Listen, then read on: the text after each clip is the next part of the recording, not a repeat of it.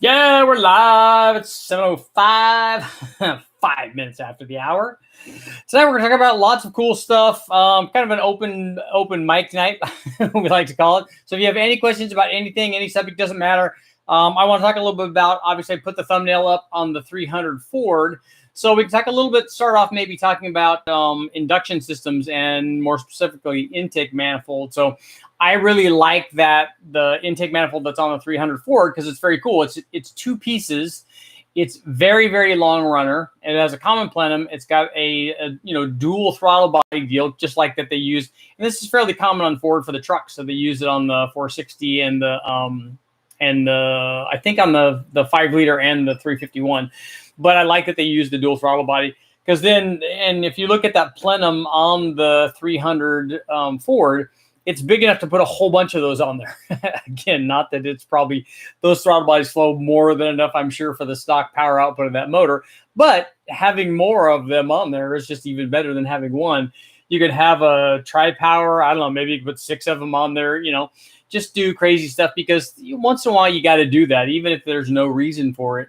If you have a whole bunch of those, because when I go to the wrecking yard and you collect stuff, sometimes you have a whole box of different stock throttle bodies and all kinds of stuff, and that little the inline 6-cylinder Ford would be a good application. Then you could put a whole bunch of those throttle bodies on there.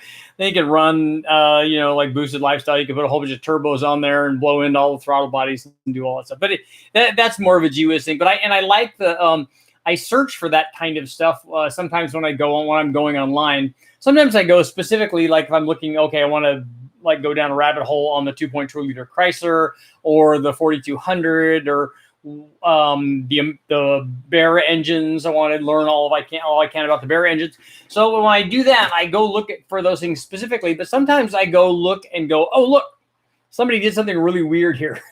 So I want to watch the weird thing. Again, it's like having 6 throttle bodies on there. It's not going to make any more power because after the one throttle body, it already had enough flow. And I know because I've tried this many times. I made a custom intake manifold because I was doing some testing on different lengths and different things that I wanted to try. And because the plenum was so big that it needed to be big for what we were trying to do inside of it. But because it was so big, there's plenty of room for throttle body. So I put a centrally located throttle body like most intake manifolds have. And this was for an LS application. But the thing was so big that there was room on either side of that central throttle body to put another one. So then I thought, okay, well, we got to try 2 throttle bodies. Since the openings of the runners were off to the side, I thought, okay, well, let's put throttle bodies on either side of that plenum so that we could then feed the runners directly so they have better airflow source, because that's going to make a big difference. And so we did that, but then we had 2 of them, and we also had this because we would close the center one. It was easy. We just put a plate over it. But since we had 3 openings in it, then we already tried 2. Obviously, you got to try the other one too. So you got to do, you got to do fun stuff every once in a while. When we go on the dyno, it's always like, okay, I got to find out what this cam does, and usually it's like 6 or 8 cams are lined up, or 6 or 8 cylinder heads, or a bunch of different turbos and all of that stuff. And I love it, and I love seeing the dyno results after we make a test. I just live for going through the dyno data and marking final on it, because then that's the last one that I have to run of that particular test. Because sometimes if we put a camshaft in, we may make 2 or 3 runs or whatever, how many ever it takes to maybe do the dial in the tuning on it. And then that one will be the last one because it's all at the right temperature and the air fuel and the timing and all that stuff. So then I go in and write final on that one, because while you're testing it, you will remember what happened. But after you've gone through 100 camshafts, you're not going to remember which one of those, when you go back to it, which one was the one. So we put final on that. So as we're testing all of these things, we're going through a process, and it's kind of the same thing with all the different intake manifolds, or cylinder heads, or camshafts, or whatever we're testing. And like I said, I love it. I love seeing the data. And then when I can go back and, okay, grab this final one and this final one, and I can compare this one and this one, and it's all very organized. It works out very well. But once in a while, while you're on the dyno, you just want to try something weird. Like when I tried the carburetor on the elbow in front of the manifold. Like when I cut the 5.3 manifold in half. Like when I put the the M90 supercharger on the 4.8 liter with the adapter on top of the tunnel ram, like when I ran the 4.8 with the tunnel ram and a really small, or the high ram and a very small cam, and then boost. You know, sometimes you just want to do stuff that's a little bit out there, and I salute the people that do that. I also salute the people that do that in their car choices too. Don't, you know, it's easy to take a Mustang, or even like what Matt's doing, a Fairmont or whatever it is, and put an LS in it and go out and put a turbo on it and go fast. That works really well. It's inexpensive. There are known formulas for that. And if that's your goal, there's a process for doing that. But I like guys putting rotaries in weird stuff, or I like Nash Metropolitans. Any kind of weird combination, running, like when we run all of these 6-cylinders, you know, they're running the 4200, the Ameribara motor is really cool. It's a lot less expensive just to put an LS in. And like I said, we've already established the fairly easy route, the easy button for running 10s, 9s, 8s, 7s, whatever it is you want to do, and a fairly inexpensive route for doing that too. And obviously choosing a 4200 wouldn't be the way to do that if that was your only goal. If you wanted to do it for as little money as possible, there's a way to do that. But that's not the way you do everything. You don't approach life. I don't approach life like that. That's not the sole reason for my existence. So we got to try weird stuff. And so I salute all the guys out there who have done weird stuff. And I want you to continue to do that, because there's room. The world needs people like that. And in looking at the 300 Ford, whenever I'm at a wrecking yard, and that's where that photo is from, whenever I'm at a wrecking yard, I stop and look at that. I stop and look at where the intake gets sectioned together. And I'm like, okay, I could just do this and this and this, and this would be really cool. And I could make these different manifolds. And I want to take this motor home so bad, and I want to start it. And then I realize, hey, look, you already have 4 or 5 or 6 motors that are over there that are in various states of disarray that you need to finish. It's very hot here. That you need to finish before you can start new projects. But you guys all know how projects are. It's like, there's nothing quite as inviting as the new project. It has that new project smell. So you want to start all the new ones because you have all these grand ideas for it, and you're thinking, oh, that's like the honeymoon phase. And then when you actually have to do it, it's a lot more work and a lot more trouble. So let's see what you guys are doing. I kind of wanted to get into a little bit of a discussion today too, also, and I'm going to take a look at a couple of questions, but I also want to get into a little bit of a discussion on turbo stuff.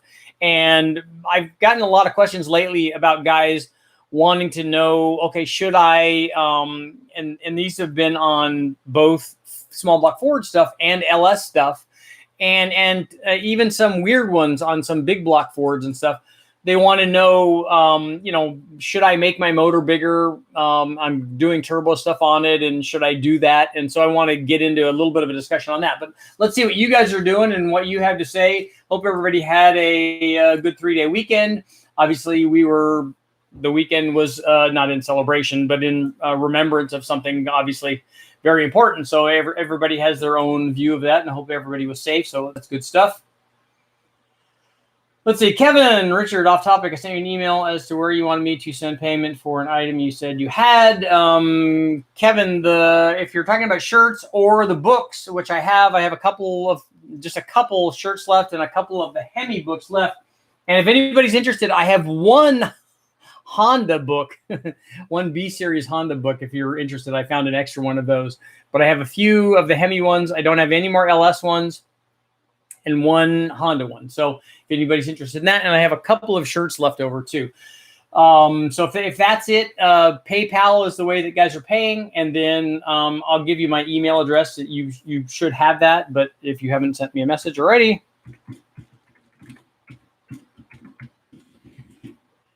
it'll be 16. What's up? Let's see, Radsky, what's the best cam for my Chevy Gen 1 TPI? Check with the guys at TPIS. It's right in the name, but something small and mild for a tune port motor. Something that's going to be like you could go up to 220 at 50 on the intake, but most of them are going to be like 210, 220, 208, 218, that kind of thing. Look for something like that.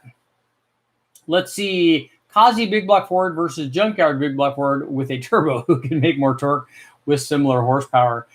So you're talking about the big, or not the big, but the stroker that I did with a Kazi deal on it? Let's see, Brian, we know the BTR will make a lot more peak horsepower due to short runners, but like Richard Holdner always says, I want to actually see what it does, not what it should do. Really want to see a BTR equalizer tested. Crazy Brian was on your podcast, but it never came up that you tested every other LS intake. From trash to great ones, but not the BTR. Well, Brian, the reason that I didn't test the BTR in that test was it wasn't made yet. That test happened long before they came out with that intake manifold. We'd like to see a Lima 2.3 Big Bang as well as a 4.9 Big Bang. The 4.9, yes. The Lima thing, I don't know about that. 200 stock 4-speed, those are cool. Mike, Rob is a 20,000s top and 22,000s bottom ring. Good for high boost iron block with forged internals, 4 cylinders, a 600 wheel horsepower, 336 bore. It's 2,000s, enough of a difference between the top and bottom.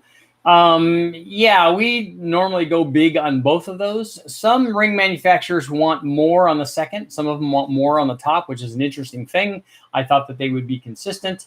We usually do 6.5 or 7 thousandths for high boost stuff. 6.5 or 7 thousandths per inch of ring gap. So you're right in that range. But on a 4.8 or a 5.3, we would do 28 to 30 just to be sure.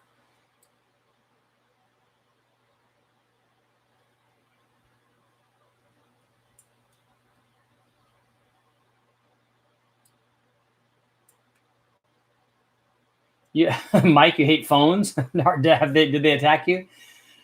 Seems though you're coming around. Heard you mention that you're going to try and do a big bang on LV3. I do want to do one of those. I talked to Brian about that. If that's the LT1 based V6, if it has that bell housing and stuff, we do want to try some V6 testing. 78 TA 400 with the 78 75. So a Pontiac 400 with a 1,000 horsepower turbo on it. Yeah, Cameron, I agree with you on Mike's gap. I think I would go more if and especially for the 4-cylinder stuff, they tend to think high boost, that might be 30 plus pounds. So I'd put more in it than that. I've never done any VR6 testing, although I saw Matt posted one today that I think he had a Vortec on it. How can you tell if a car is detonating or not? My Grand National is picking up detonation. I don't think it's real. If it's audible detonation, you can definitely hear it. And you can try, like on the, sometimes from inside the car, you can't tell as well as you can from outside the car, which is we can detect it on a chassis dyno by standing outside the car. If you're getting knock counts, the best way to tell is put really good gas in it and see if it's still doing it. If it's still doing it with really good gas, and by really good gas, I mean race gas. If it's still doing it or still hearing it or detecting it after you put really good gas in it, chances are it's not real.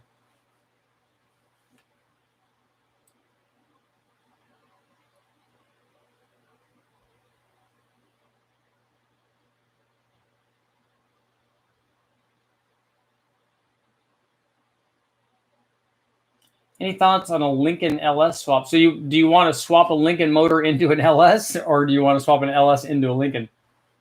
And the answer is yes, whatever you want to do.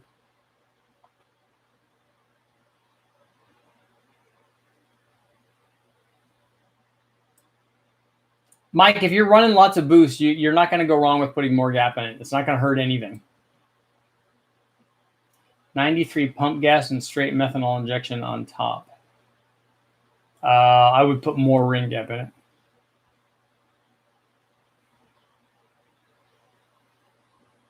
I've got a 5.9 Magnum and it randomly turns off. Any idea what it could be?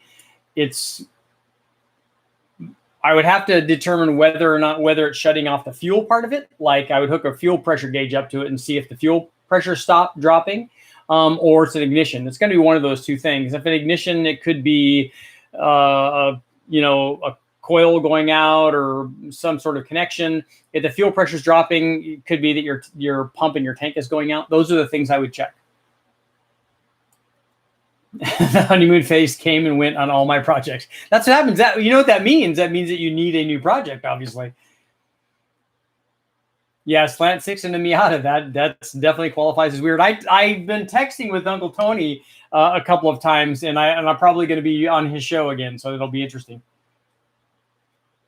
Did you get the 4200 heads on the flow bench? I have not yet, only because the newer heads, the 06 head, were so bad that I didn't want to test them until after we do the valve job on them. Are you planning on doing any videos on turbo Buicks? Yes, I'm going to turbocharge the 3800 Series 2 Buick, but not the Grand National. I don't have any Grand National motors. Donnie, you should definitely LS swap your Lincoln LS because it's right in the name. It's just really literally begging for an LS.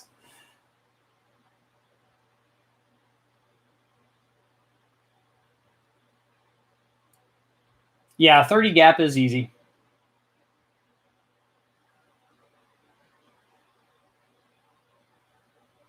Any plans on doing another B-Series turbo dyno video? I have a lot more B-Series testing that I can do, or that I've already done, that I could make into videos. I've done lots of stuff. We did a number of different turbo sizes. We did an old Edelbrock kit. We did a cold air test. And really on the dyno, because there's so much airflow in there, you would think that it's always getting cold air. But what we did was run the turbo, which is nestled right next to the block, basically, and it's fairly hot right there.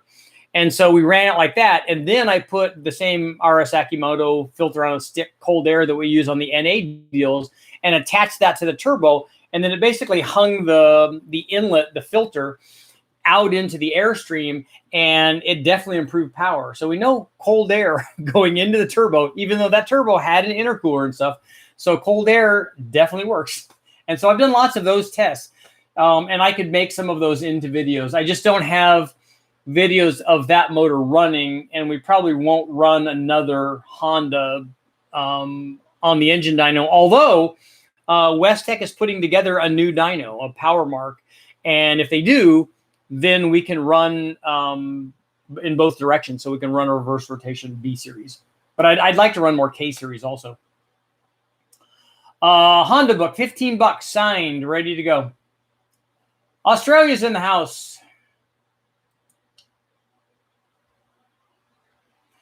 I'm a fan of the MGB. Like I said, if you've heard any of the live feeds, I spent a lot of time pushing an MGB back when I was in high school. My buddy Bobby Weiss had one, and it was great. It was a 67. The thing was really, really clean. It was a beautiful car. It had spoke wheels on it and stuff, and leather, and it was painted yellow, and it was awesome. It just had the habit of dying every time we took it to lunch, though.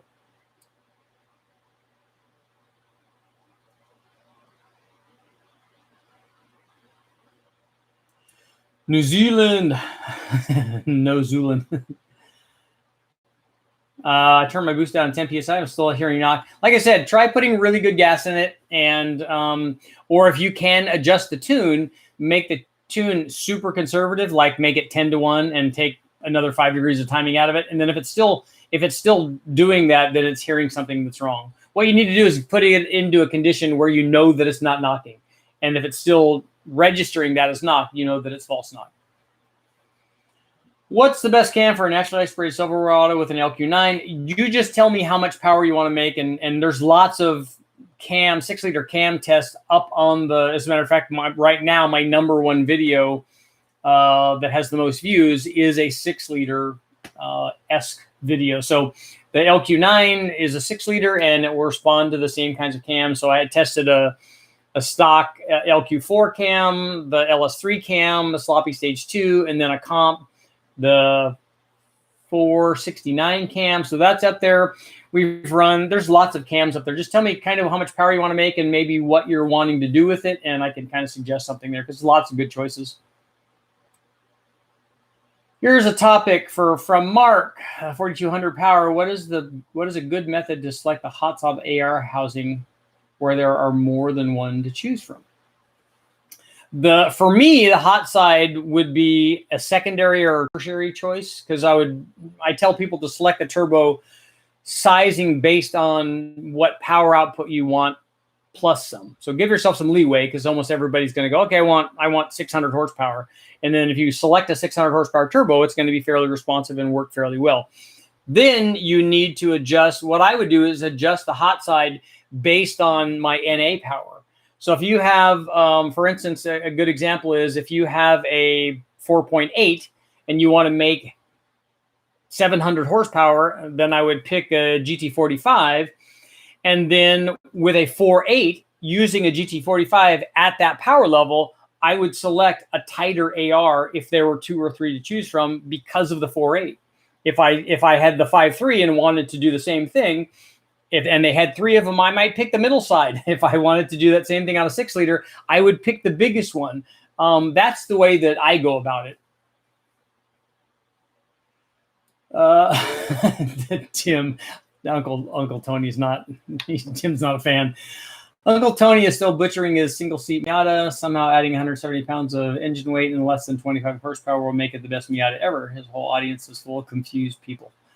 Do I need different length push rods if I put LS7 lifters in my Gen 3 LQ4? I don't think so. I don't think that the LS7 lifter, and I need to write that down because that's another good question for Brian. I don't know if the LS7 lifter has a different cup depth as a standard lifter. I don't think that it does, but I can't be sure. I have TFS canted valve heads on my 355 Chevy. Have you ever messed with those? So is it an 18-degree head then?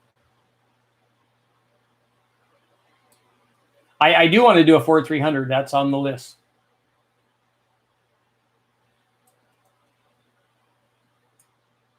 Yeah, the 3.9, there's not a lot. There's for that LS Lincoln, there's not going to be a lot of aftermarket support for that. And so you'd have to end up doing your own thing to that. Like you'd have to have cams ground, you'd port the stock head. Your best thing to do would be to add boost, but it's probably way cheaper just for you to put an LS in it.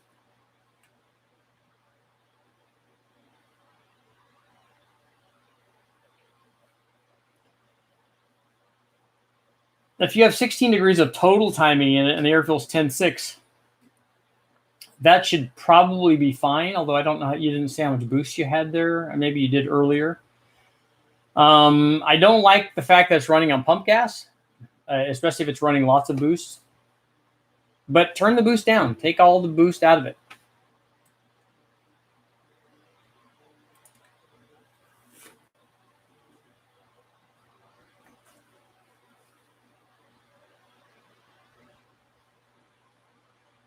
Speaking of weird combos, how about an LS4 mated to a T5 with a V6 bell housing? Those all go together, right? I was watching the Junkyard versus Kazi vid you did right when the live stream started. I'm looking at same cubes with either better heads or a turbo kit, same horsepower, whichever makes more torque. The boost generally makes more torque. Richard, any thoughts on a Mercedes M113 V8? I would say the modular motor is an economy clone from looking at both. They're cheap in the yard. They are. There's lots of good motors that I could try on there. If I was going to get a Mercedes, I would want to get a boosted one from the yard. But the problem is getting it hooked up on the dyno and controlling it and programming it. Yes, Ford inline 300 6-cylinder. That's a good one.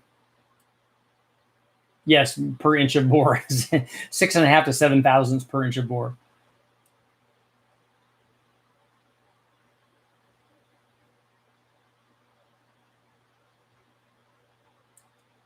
I haven't done anything in the Nova for a while. The Big Bang Ford 460. Internet says the factory crank is only good to 800 horsepower. Prove them wrong. The prove them wrong thing doesn't work on me. Thanks for the answer on the BTR. I'd love to see it tested next time you get a 5.3 on the stand. A 5.3 would be a terrible choice for a BTR intake manifold, unless you're trying to run 8,000 RPM. My next project is putting motorcycle carbs on a D15A2. Nice, and an 87 CRX. Definitely another guy's engine, yes. Especially with motorcycle carbs on it.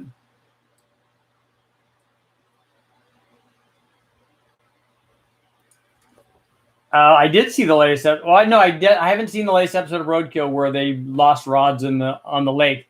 But I was involved in that.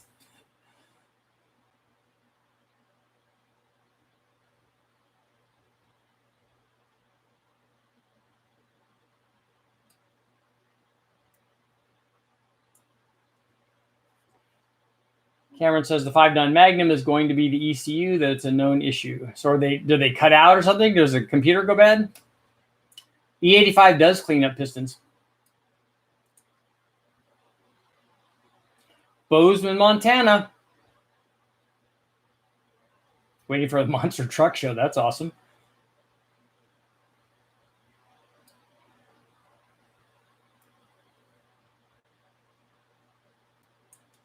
I would run the same ring gap on a 300 shot of nitrous as I would run on boost. That being said, we've done it the other way and not run any, not even checked it. And it turned out kind of how you would think it was. But we ran a lot of shots on it before it broke. But I would still go out to 6.5 or 7 thousandths per inch of bore on the ring gap for a 300 shot. The E85 seems to work very well for internals. As far as cleaning, Tim.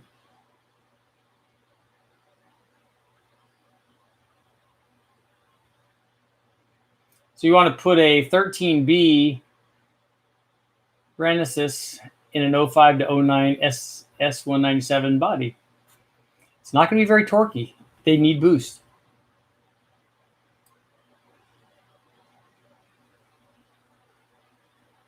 Which fuel pump should I run when LS swapping a 78 Trans Am?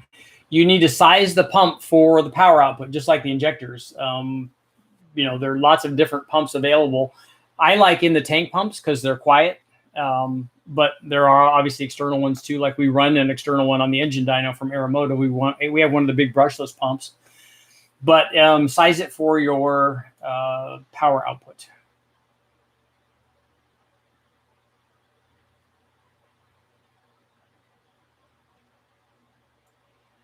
Richard, any ideas on the 6.2 liter L92 high oil pressure sensor problem? I didn't realize that there was one. I wasn't aware of that. What are your thoughts on a do-it-yourself hydrogen injection to improve MPG? I've never seen that. That would be interesting. I've never looked into that.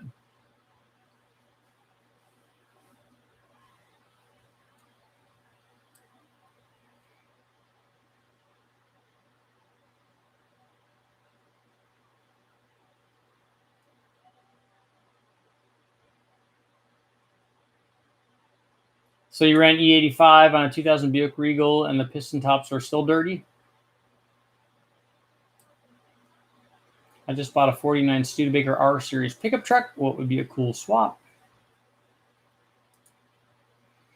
You should build a Studilac. Then you put a Cadillac motor in there. Riverside's in the house. Yeah, you can listen. We've listened to detonation through aluminum too, but it's so much easier just to, if you take all the boost out of it, take the timing out of it, or just put good gas in it, you'll know whether it's false knock or not.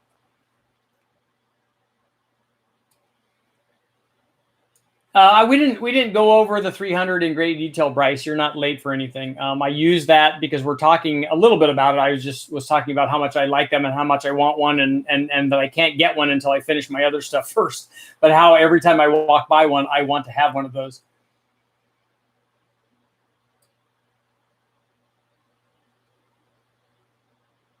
Okay, John, those are the camshaft part numbers. As I found out, they did not put the manual 68 only manual 340 cam in the 6-pack motors, which I thought that they did. They all had the automatic cams in it. And as such, the camshaft that was in there, the comp cam version, certainly was more powerful than the factory automatic cam would be. So that motor probably made more power, and it made more power than I thought it should, and thought that they would in stock trim. So that's probably one of the reasons. I still want to do a reproduction of one of those using that automatic cam to see what they're really capable of. It had lower compression and it had more camshaft, so I don't know where all that's going to come out. I suspect it's going to be 350 or lower and on the power output when we run the stock one. That's kind of where I think that they will be. But you always want to run them to find out, because I like running those motors. I like those muscle car motors. They're kind of cool. Let's see, getting ready to start the Turbo TBI 350. Oh, cool. I'm looking for some numbers, and I'm looking for some numbers to start with. You're going to run a turbocharged throttle body injected 350. How are you going to get enough fuel to it?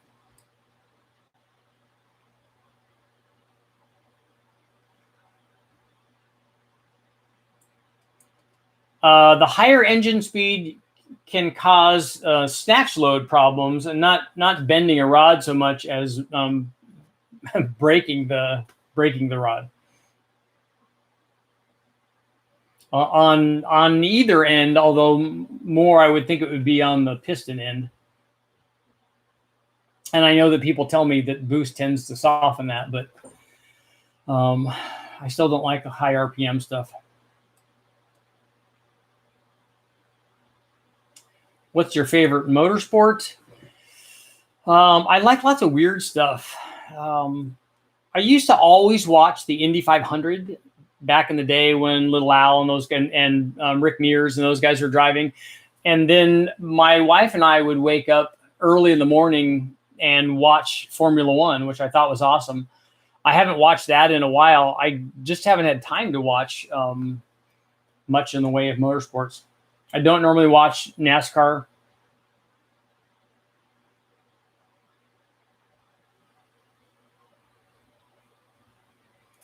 Doug is building a Toyota pickup with a 333, so it's a de-stroked version. Twin 76s on it. Cool.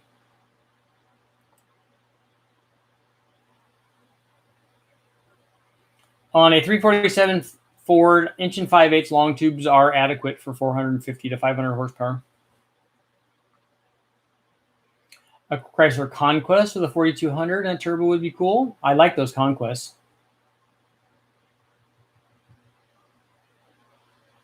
I don't know about the hydrogen 5.0. I'm just not familiar with it.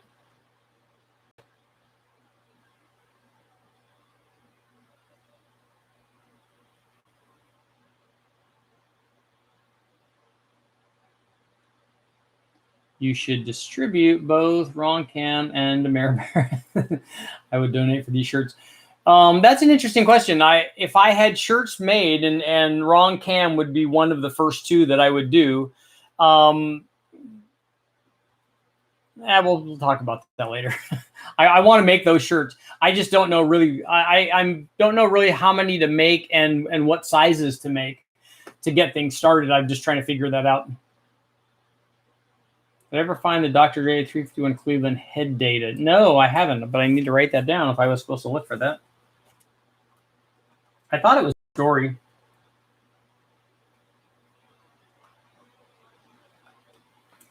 So if you do a search, I think we use that on the 400, right? If we did, then if you do a search for that, for that story that came out in Hot Rod or Carcraft or wherever it came out, the information will be in the story, I think. And then somebody else wanted the Gen 6 head data. Gen 6 454.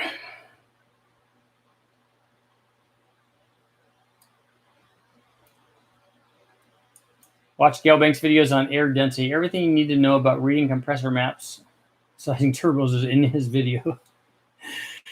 Oh, that's funny. The problem with compressor maps is not with reading them. It's usually the availability.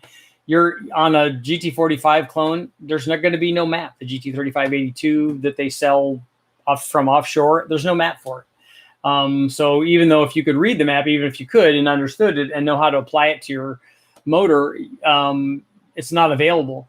So in lieu of that, having somebody test it and show you, hey, look, this is exactly what it does, is actually much better than a map. So having actual testing is much better than having books on testing. On the Lincoln LS, what would be a fairly cheap single turbo setup? 484, a better option. The bigger the motor is, the better for what you're doing. I don't know what that Lincoln weighs, but the bigger motor would have more torque. It'd be more responsive, and then you could size your turbo to do whatever you want. From 1,000 horsepower down, I don't know what you want to do, if it's a street car or what.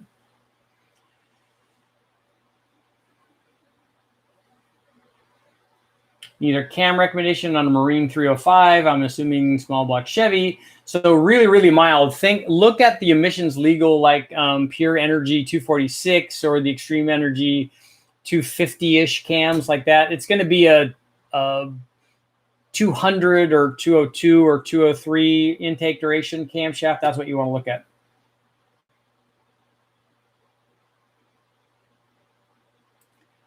A 22 RE would be good too. I like the Toyotas.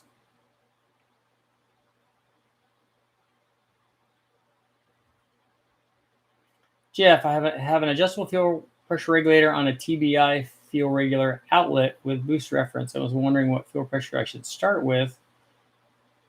I don't know what those TBIs run. The ones that I work with back in the day, I thought that they were between 9 and 15 PSI.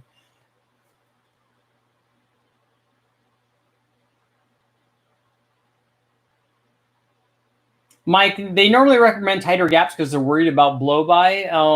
But if you're running lots of boosts, you need to, because what they're recommending is for not for going crazy.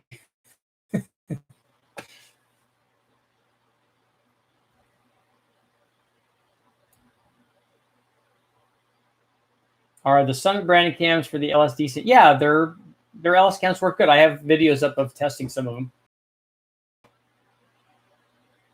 Yeah, take a look at the channel. There's cams of we tested a couple of the Summit cams.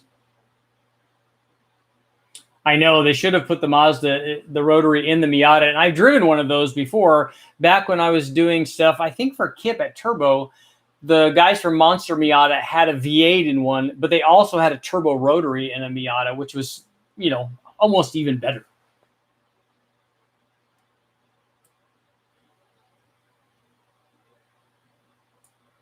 John, are you planning to take the 4200 to high RPM above 8,000? I don't know. We'll see where it wants to go. That's only going to be, I don't care about the RPM so much as if we can make power there. So if I have enough camshaft and we have enough head flow and we have the right intake runner length to where the motor wants to go there, and we'll see if it can safely, I guess. What timing on the boosted 350 small block? It depends on what you're starting with. What does the NA motor want?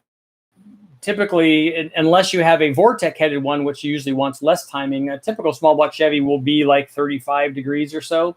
And so on boosted stuff, you start from there and go back.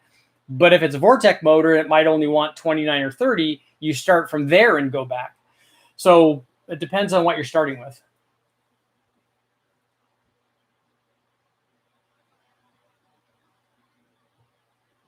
I was looking on eBay today for a 5.2 Magnum Turbo Max Speeding GT45 T4.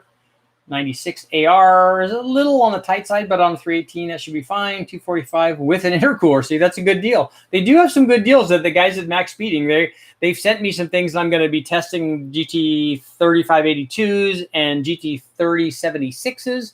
So we're going to be running that stuff for the guys at Max Speeding, and that will be interesting because I want to see what the response rate difference is. But yeah, that's a good deal. And how can you go wrong with that? Because like if the thing lasts even if it only lasts for a year or whatever, and it goes bad, you're like, that's $245. I've spent more than that on a cheap intercooler. So why are so many in the chat want hate on the Mope Parbiata? Are you not entertained? I am entertained. Like I said, it's weird and I like it. It's a different, but I just don't want it. I think guys, what they want is they don't want it presented as the ultimate Miata, because it's not, doesn't have power and it's going to have more weight. The fact that it's different is awesome, but it's not it's not really a performance thing though. I think that's what guys are commenting on.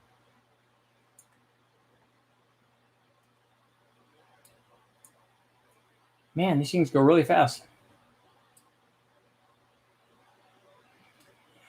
Yes, 300 inline 6 doesn't have the best head flow, not even close. It's more like the 292 probably.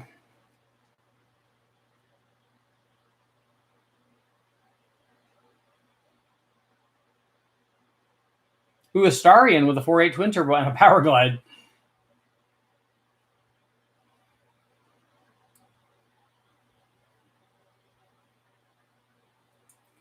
Given a set fuel quality, can you run higher compression with moving to longer duration cams? Yeah, that's typically what people do, is they're changing their dynamic compression, and their reasoning is the reverse of what you're saying. Not the reverse. They're just starting at a different spot than you are. They're looking at it like, I'm putting a big camshaft in it, so I need to add compression to get some of the low speed power back.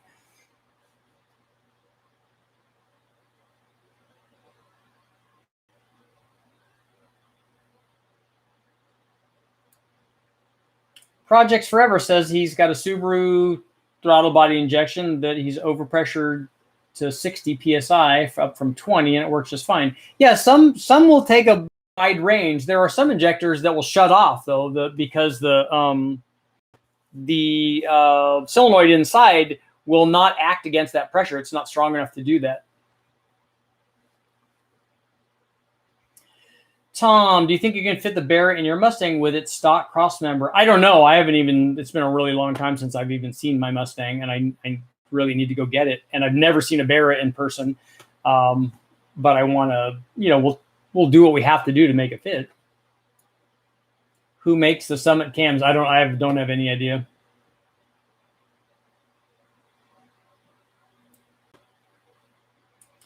The Holley Sniper seems to work better on single plane intakes than the dual plane. Is there any tips to correct this?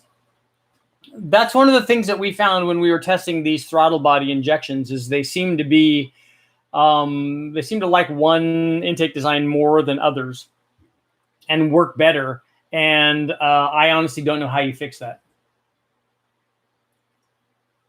1XL horsepower happy hour shirt would be good too.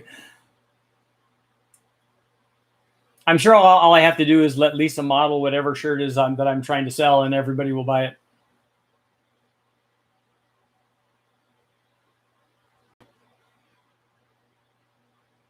Yeah, Holley used to make those Commander TBIs way back in the day, and I don't know if they still do.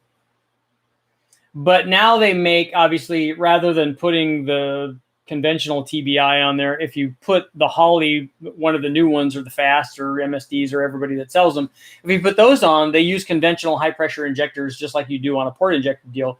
You can do that. The problem is you can't run those with the factory ECU though.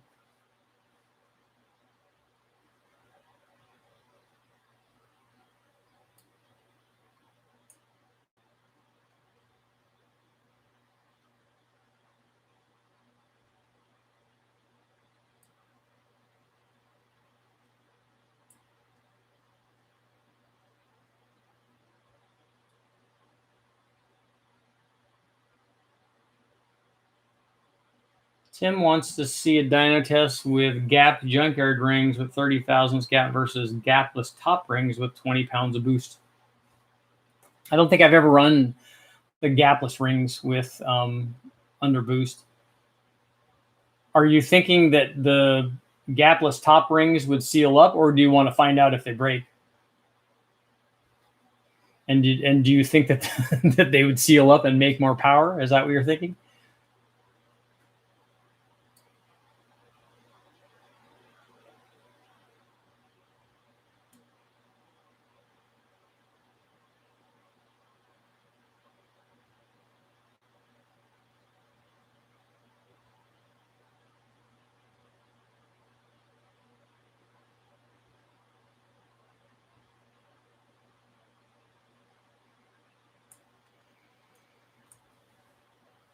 Yes, Mike. I don't know if bigger is better on the AR on the hot side of the turbo, but because there's also an AR on the front side.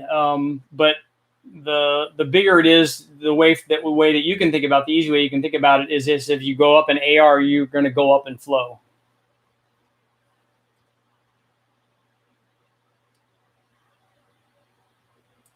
Yep, I've seen the oddball stuff where they weld heads together for the 300s, and they've done it for other inline six cylinders as well.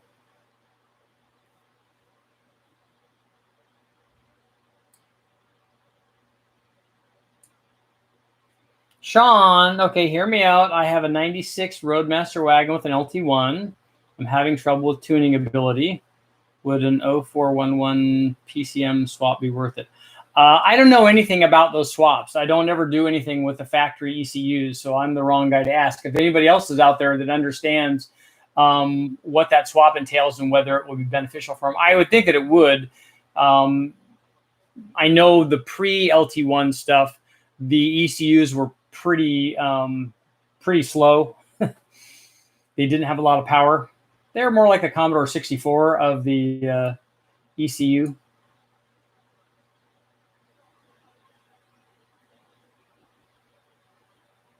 What fuel pump should I run on my 01 Silverado? I'm planning to boost. Recommendations for 800 to 1,000 horsepower. I don't know about fuel pumps. I don't know specifically which ones. I haven't dealt with any of the factory style pumps or in the tank pumps because we don't ever run that on the engine dyno. So maybe somebody else can tell you which specific ones. Usually in the 1,000 horsepower range, usually it's a multiple pump thing. I don't know if a 340 is going to get you there. You might have to do 2 of those.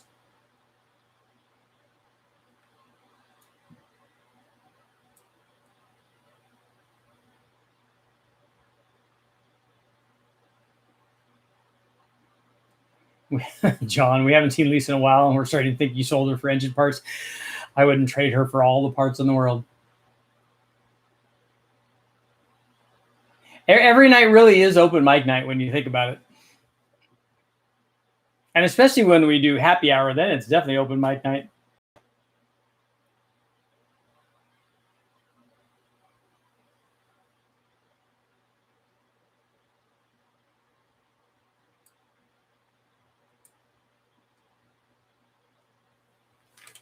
Tunnel ram intakes versus tune port intakes, those are completely different. A traditional tune port intake is like the factory one, is a really long runner, low RPM, lots of torque, and a tunnel ram is not that. A tunnel ram can make torque, but it's going to make power much higher in the RPM range. If you take a look at the video that I have up where I did all the tune port manifolds, one of them that we ran was the Holley Stealth Ram. So basically, it's a tunnel ram with a box and a throttle body mounted a la tune port stuff. So you can kind of see what the difference is for those and see a direct back-to-back test. Kevin, what's up? Thank you very much. Richard, thoughts? Race week truck. 90s, 1500, 5.3 flat top, forged pistons, E85, 210s, CNC 243s, dual springs, truck intake. Trailblazer, billet 78, 125, stock Gen 4 rod, stage 2 or stage 3. You'll, with that, is the billet 78 millimeter like a real one, like a Garrett or a Borg Warner or something, and not a China version of that?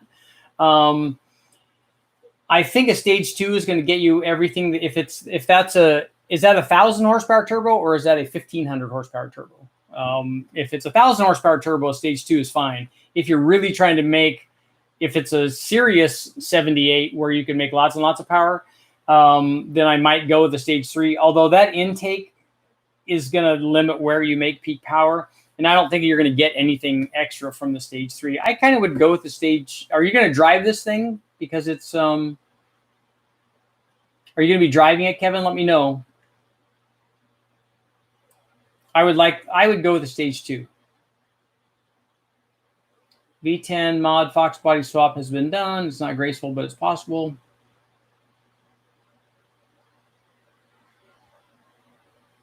Yeah, Mike, I agree. I like multiple 2 barrels. So the 6-pack would be cool.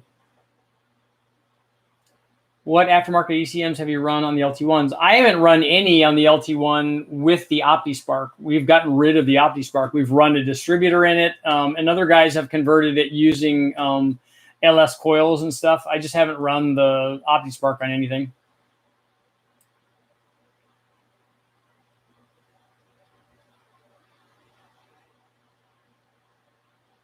'80s Ford guy. Let's see. It is ticking randomly, and do you have to rev the engine to get a stop?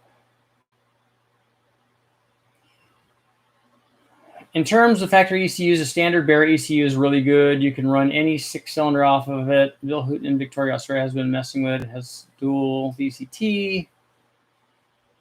And you can run boost, Rob. Can you run boost with the factory Bear ECU? Because I think that's where we're going to be running on the Barrow when we run it.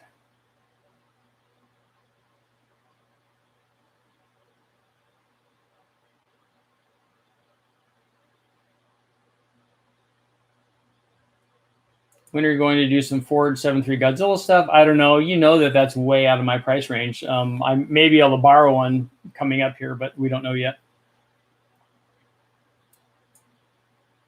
V10 Ford turbo. Come on, man. It's a bunch of malarkey. How long we got to wait? Yeah, because all that takes is about 10 minutes. You just run down to the wrecking yard. You find a V10. It's in perfect shape, as they all are.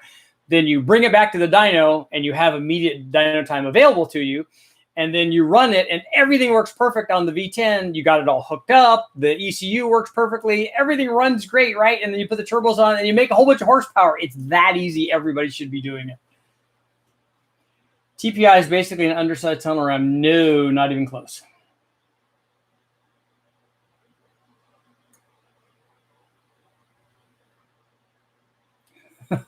A billet steel crank for a Triton V10 would only be $6,000. Is there any limit at that price? Can you buy multiple ones? That would be great. Any recommendations on cleaning up a wiring harness? Just cut out the stuff that you don't need.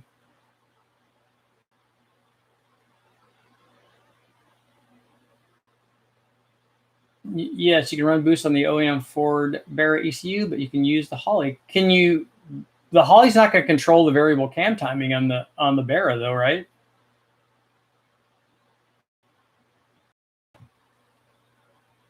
I know the weird black shadow. I think it's probably that. Do you feel better now? That's for my mic.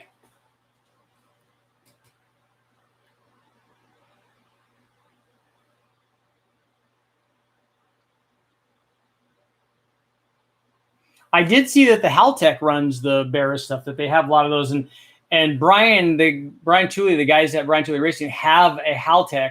So I think if I got a harness, we might be able to run that there.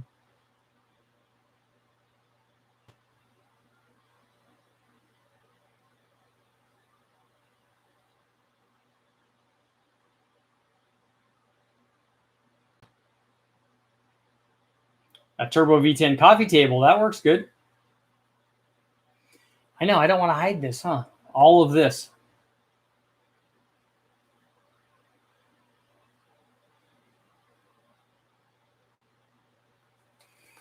Philip, what I said was Mahovitz had called me and said, do you want to test or do you want to be there when we test the 7.3 Godzilla? Because he's doing something for somebody else. And so I said, yeah, I would definitely like to be there if we can try a few things, that would be great. I wouldn't want to run somebody else's motor and be responsible for it. But if John is there and he's responsible for it and I'm just doing video, that works out great. Where is the 3800? The 3800 motor is still sitting at West Tech. An 8.1 would be good.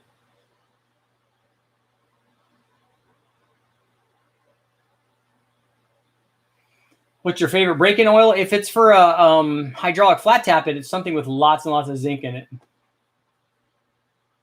And most of my motors that I get from the wrecking yard are already broken in.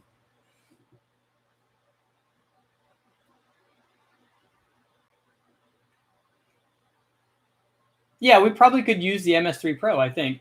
And we're going to talk to them about that. The MS3 Pro does support VVT because we're running it on the 4200.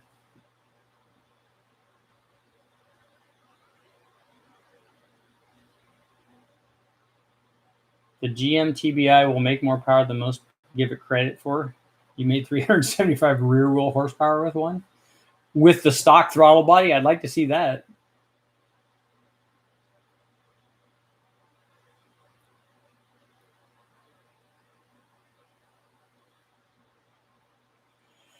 I know, John. They want to watch. They don't want to like.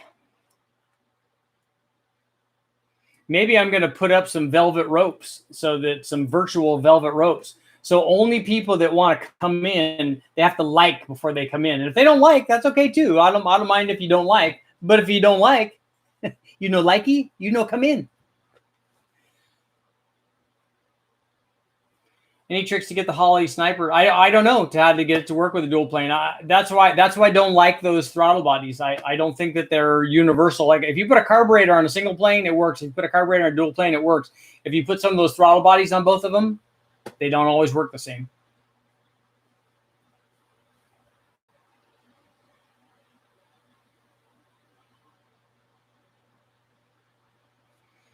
Dan, there's been recent internet chatter on running Stoic for boosted engines. I don't know that I would do that for any length of time. Now, when I was talking to the German engineers when we were doing the Volkswagen project, they were talking about that. We told them that they needed to run these motors under boost when we were running at Bonneville. Okay, what are you guys programming these at? Oh, we run them at 14.7 or whatever. I'm like, why would you run a boosted motor sustained what we're doing at 14.7? Well, why wouldn't you? I'm like, oh, okay, well, I'm not. You're an engineer. This is your deal. You guys built these motors. You know everything about them. You're also the same guys that blew two of them up on the dyno while you're trying to do this testing. But I'm not the guy that's going to tell you what to do. I wouldn't do that. I certainly wouldn't do it out at Bonneville. We run them at the normal range at 11.5 to 1 or something. I like Picard better than I like Kirk. Although Kirk did get the alien chicks though. Lots of guys lots of the OEMs when they were first introducing that, they put timers on them so that when you'd go to full throttle, they'd keep them at Stoic for a period of time. And then when the timer would click down, then they would start ramping fuel in because they figured, okay, this guy doesn't just want to be at full throttle. He wants to be at full throttle for a long period of time. But they were also very clever with mapping the timing and stuff too.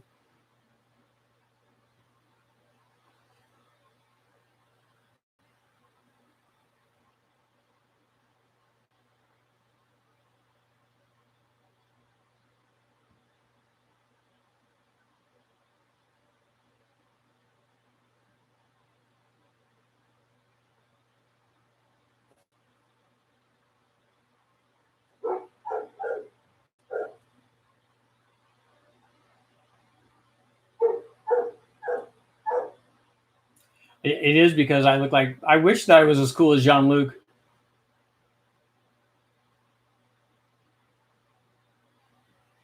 My son just picked up an LO5 and wants to drop in an 85 C10 and wants to keep the TBI if possible.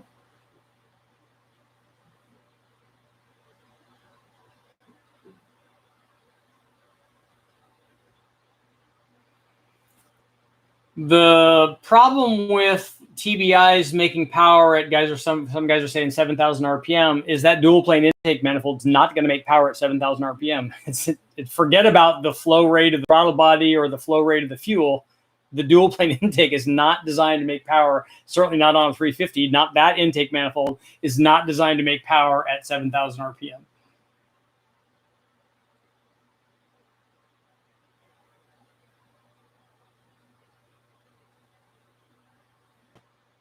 I don't know about the mid 80s Ford throttle body. I never done anything with those. Have you considered expanding in other parts, transmissions, rear ends? I don't do testing with those. That's the problem.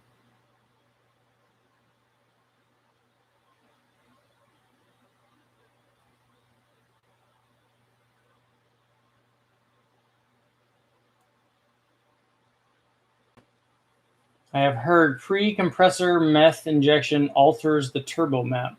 Please do a test on that. I don't know how it alters the map of the turbo, but I could see how it adds more time for cooling to take effect, and that putting a substance in with a really fast spinning blade could make the turbo go away. But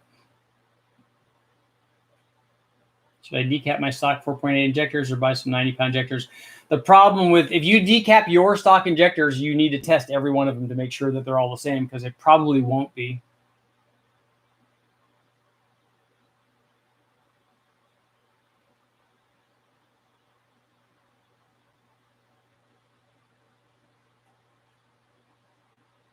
Oh, Chris, yeah. So you're just talking about running the throttle body then on top of a real manifold.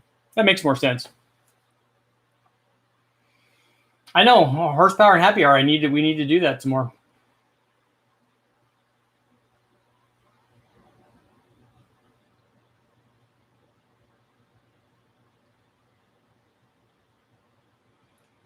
All right, have a good night, man. Please build a 6.2 Ford. That's not on the list, really.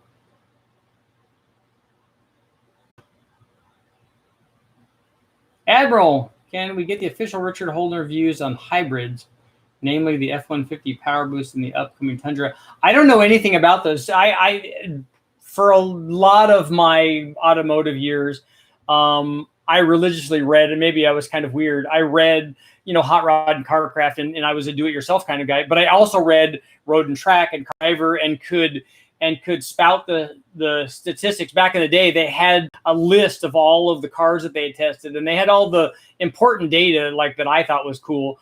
The 0 to 60 time and the quarter mile and the top speed and the lateral acceleration and the skid pad and slalom and all that stuff. And then we had memorized all of that. So in case anybody ever asked, we like had that data. So I knew about all that stuff, but I haven't subscribed to any of those in a long time. And I don't go online to search for new introductions of new vehicles and stuff. And so I don't know anything about an F-150 hydro or hybrid. Or the Tundra stuff. So I would have to look those up to find out what my official view is on them. If I had a hybrid, I like that they're using the hybrid technology to enhance performance, like electric motors added to a motor that already is a gas motor or a turbo diesel motor is really a good idea, I think. But I want some kind of motor there so that I don't have to rely on electricity. I want something regenerating that, and I want the option to not have that and to be able to drive. Like if for fuel mileage, for me, the ultimate thing for a commute would be a turbo diesel hybrid, because a hybrid is like the electric drive deal is at least the hybrids are not great for the freeway. They're better in town because that's where you use up a lot of gas. But on a steady state, a gas engine works pretty well, like I have shown with my VX or with a little Sprint turbo. But a turbo diesel would be even better, get even better mileage, like a TDI, that kind of thing, especially put it in a lightweight aerodynamic chassis. Also have the hybrids to drive around. I think that would be cool, but I know nothing about the truck stuff. Will 862 heads make more power on an LQ9 with a sloppy stage 2 cam and a TBS? Will they make more power than what?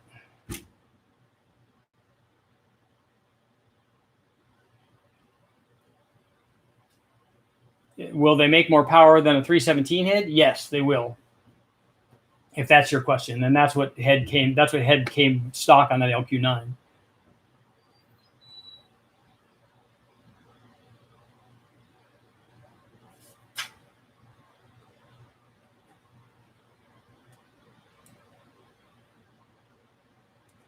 Chris, you're burning your own chips. Do you have the OG chip burner? Back when I was doing the what were we using those for? Oh, for the Honda, the S100, I think. Burn those chips, baby.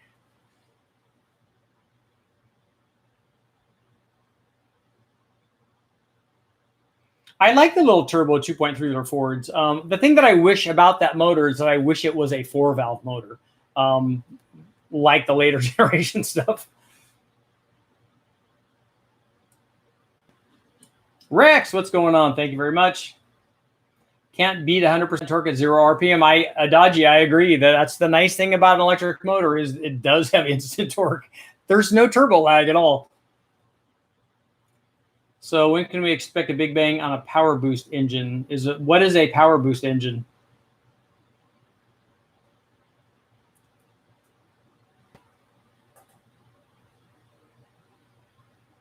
Yeah, the 706 or 862 heads will make more power than the 317 head. Now, there's lots of testing up on the site for that.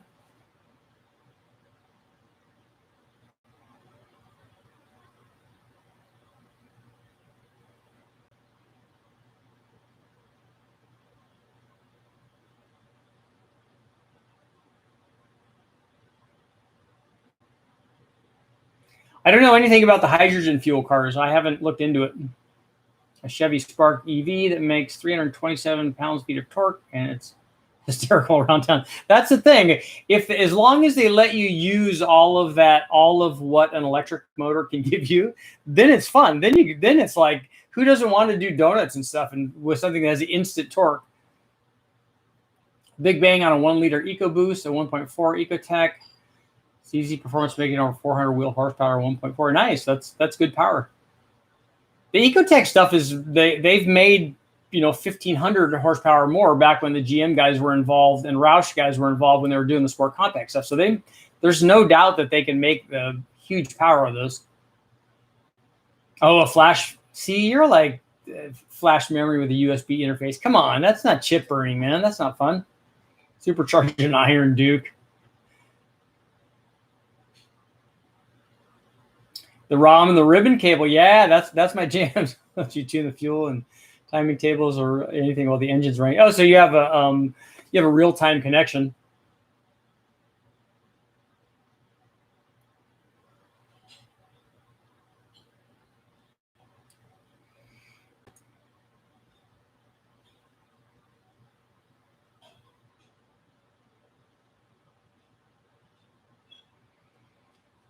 The Victor Jr. on the 496 is probably what I would put on over an air gap, unless it's just all for street diving.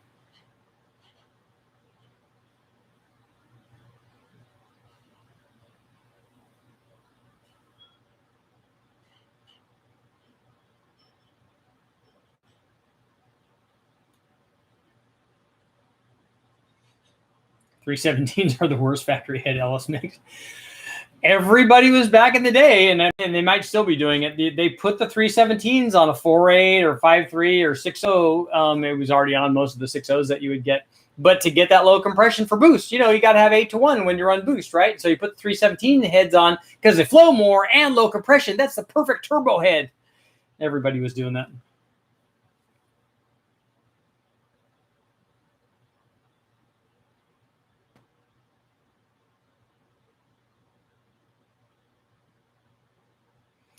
I'm spoiled with the E85 for the dyno because we have a gas station that's now right around the corner. I had to go to another one up past the airport from West Tech when we were doing it before, but now there's one right around the corner. So just go fill up jugs, and they actually have a 55-gallon drum of E85. So I just I can get 20 gallons or whatever, and we can do all of our testing. It's kind of nice. I would like to see you do an other guy's low buck hyper mileage testing. That my Civic would have been perfect for that. I always wanted to do that. We did the belly pans and stuff on the Sprint Turbo, and I like doing that stuff because that's an easy do-it-yourself kind of. You can make big improvements for almost no money at all. But I wanted to do with some of the things that they were doing, like the alternator cut out, get rid of the belt, fold the mirrors back, or get rid of. A lot of guys will get rid of the mirrors altogether. We wanted to lower the car even more and I wanted to put a spoiler off of the back. And the cool thing about that is, well, most people want downforce, so you come up with it. On this one, you would slope it down so it feeds the low pressure area back behind the car, because that's what pulls the pressure area. If you can get rid of that, you get rid of drag.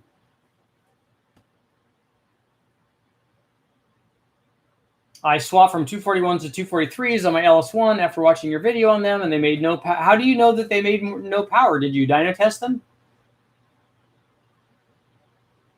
Cleveland-headed LS. No.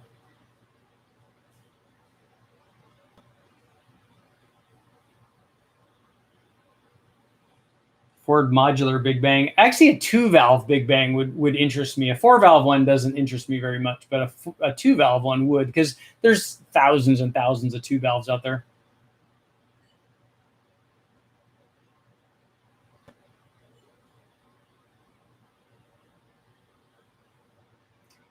'80s Ford guy. I'd rather have high-flowing big valve cast iron heads over aluminum heads any day and twice on Sunday. Oh, wow.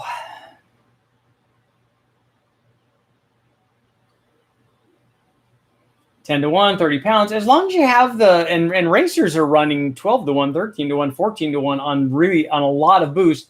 As long as you have the octane and the cooling, then you're okay, especially for guys that are doing methanol. All right, Dan, take it easy.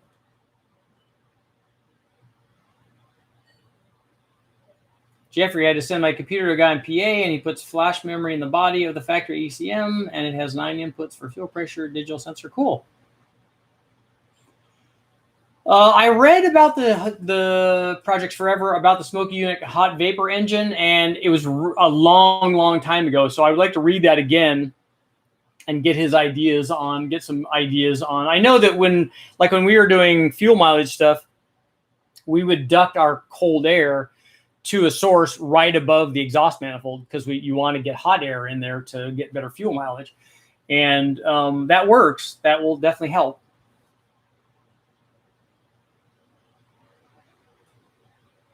All right, Charles.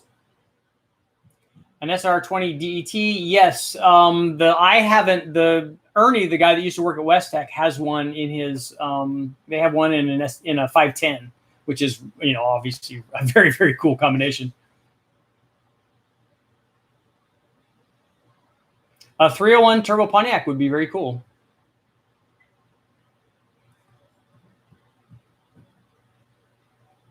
There should be a power advantage of methanol over E85.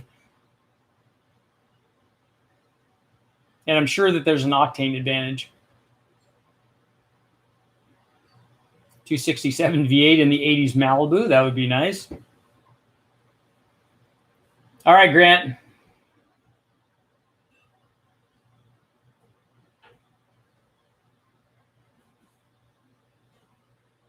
Oh, just a 2400 degree EGT?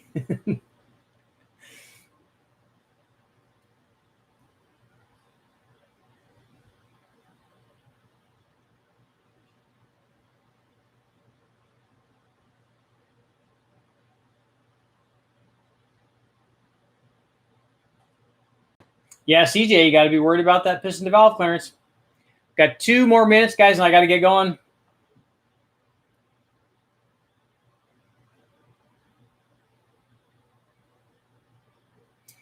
Yeah, I don't know how strong the Pontiac 301s are. Yeah, we could do, we could turbocharge a 400 or something.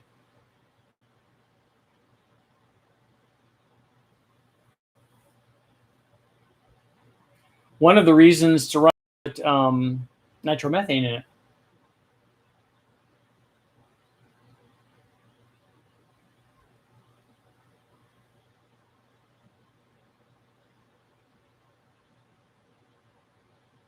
Speaking of, any progress on the LT1302? No progress yet.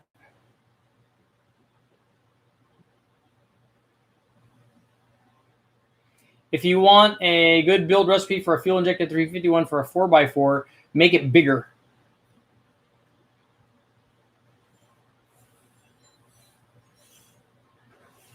An Oldsmobile 350 rocket. Some guys were asking about that when I posted the Dart video. They were talking about a few different, some Pontiac, because I had mentioned those in the video, the Pontiac and the old, and different possible competitors to the ones I had posted, like the Boss motor and the small block Chevys and stuff.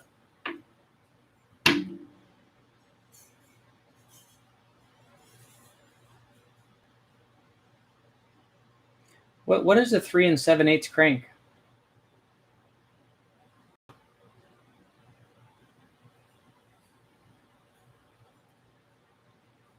Is there any amount of porting that can get the standard trick flow type R to flow as well as the TFS box R up top? Hood clearance is the problem. It's not a matter of getting the thing to flow. You can get it to flow the same, but you have a change in intake design is really why they make different power.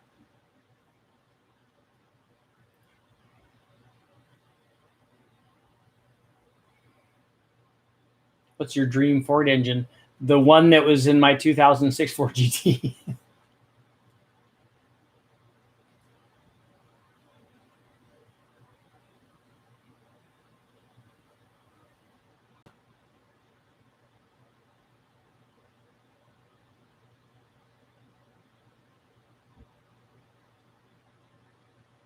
Three 7/8 crank flathead.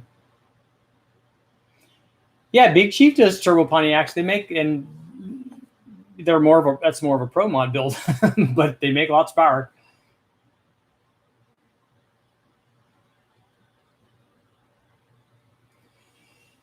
Robzilla Garage, thank you very much. Can you explain optimized tune? Well, the way that we tune, like for instance, for a motor is we will start with very low timing. We'll take an LS, for example, but it works for any motor. On an LS, we will start with timing, maybe at 23 or 24 degrees of timing. and we'll start out with a tune that has a safe amount of air fuel, let's say 10.5 or 11 to 1.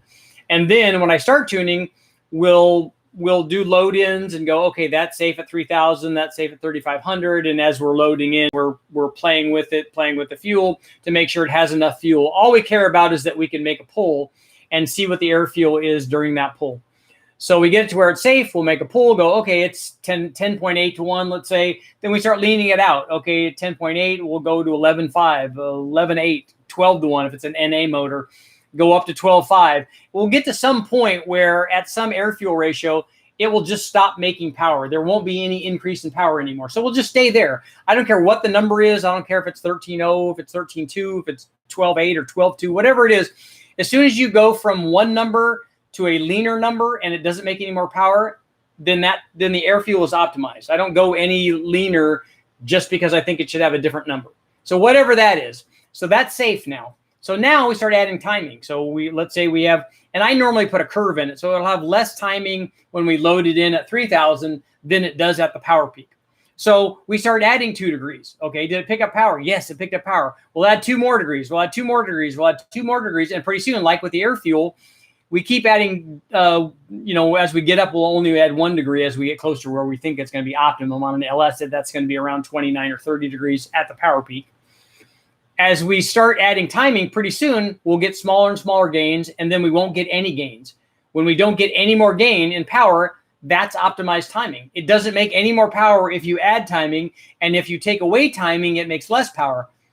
That's an optimized tune, and that's how I do it. And again, and that's why I have a hard time when I'm doing videos of posting what the actual air fuel number is or what the actual timing value is, because I'm going to get all the know-it-all tuners that, oh, they run better at 13.27 to 1 and with 26.985 degrees of timing.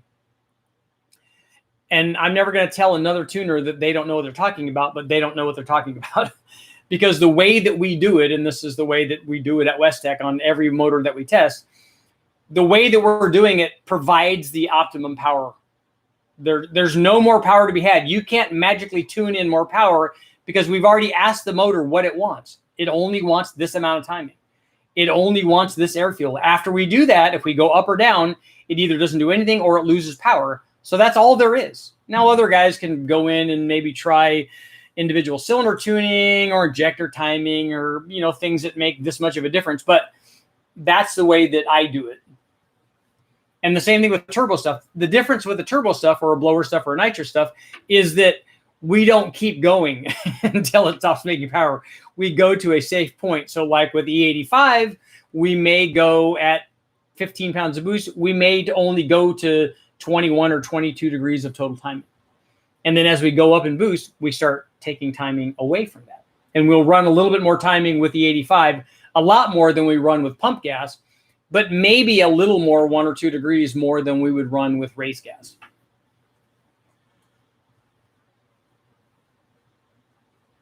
Yeah, we're doing karaoke or stand-up comedy, either one. So if anybody has anything funny to say, please throw it out there.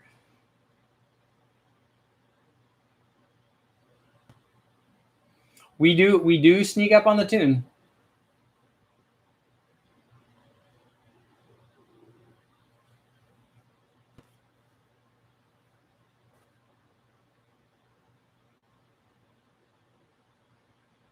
I don't know about the Olds diesel stuff. I've never run one of those.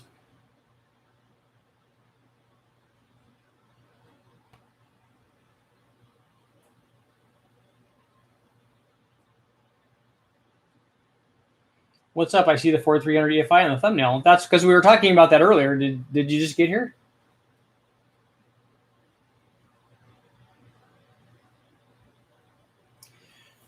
Yeah, Matt, I got rid of that long time ago. I only had it for about 6 months because I realized I couldn't afford it. And I sold it way before I should have because now they're worth a fortune. CJ, you like turtles? Do you like the turtles that are down at the bottom of the single plane intake manifold that help fuel and air distribution? Because those work pretty well. Or sea turtles are awesome too, especially when you go over to the South Pacific.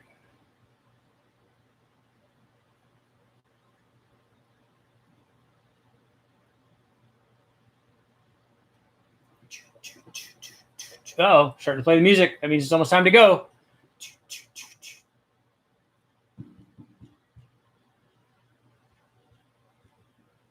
V6 diesel.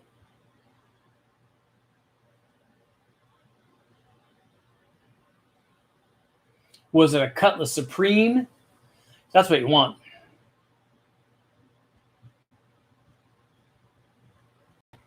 Tail gunner, you missed it all, man. We're getting ready to go. We're getting ready to bounce.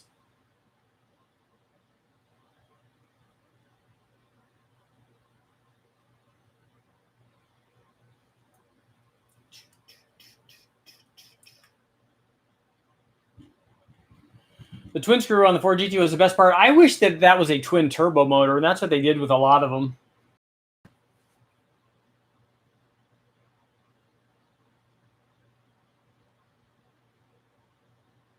I still have the 347 Pontiac. It's just sitting because I don't have a bell housing to run it with.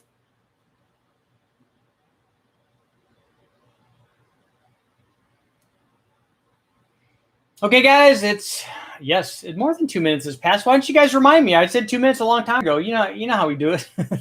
Thanks everybody for showing up. I will see you guys all tomorrow, and I'm getting ready to post a video right now because I think I'm done editing it, where we're comparing this is a little fodder for you guys to mingle around a little bit with, a 383 small block versus a 383 LS.